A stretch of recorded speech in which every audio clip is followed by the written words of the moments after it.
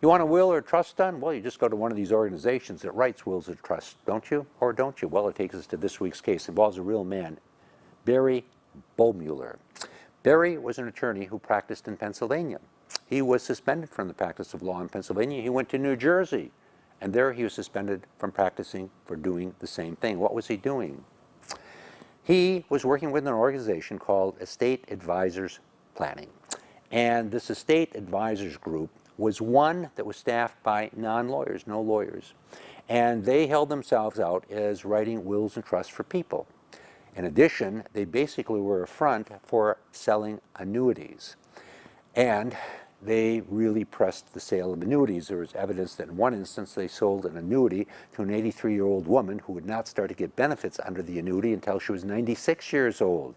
They also misrepresented what would happen in probate. They told one couple, as was demonstrated by the evidence, that it would cost them $70,000 to $80,000 to have an estate probate. In reality, it would have only cost them $700 to $800.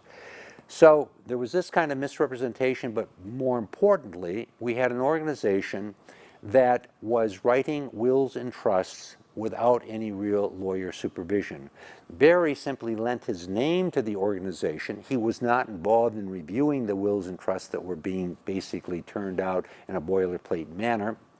And because he was allowing non-lawyers to basically practice law under his name, well, he was found to be in violation of the Code of Ethics, because the Code of Ethics does not allow a lawyer to assist in basically the non-authorized practice of law. And the authorized practice of law is law that is practiced by someone admitted to a bar association. And here he was allowing these non-lawyers to do the work that supposedly was being done by lawyers.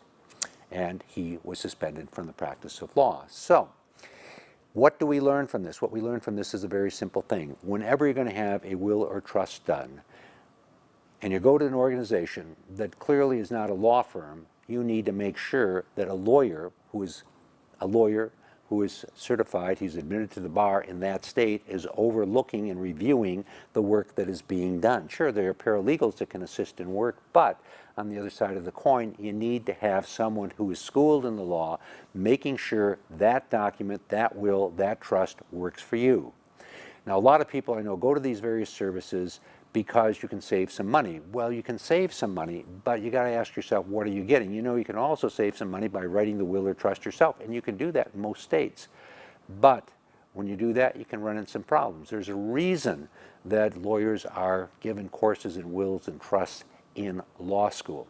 So, the long story short, if you ever go to an organization that is holding itself out as one that's writing wills and trusts on a somewhat reduced cost, you better check to make sure an actual lawyer is reviewing that work so you know what you're getting, that you know you're getting what you're paying for, and that is a will or trust that will work in the state in which you live.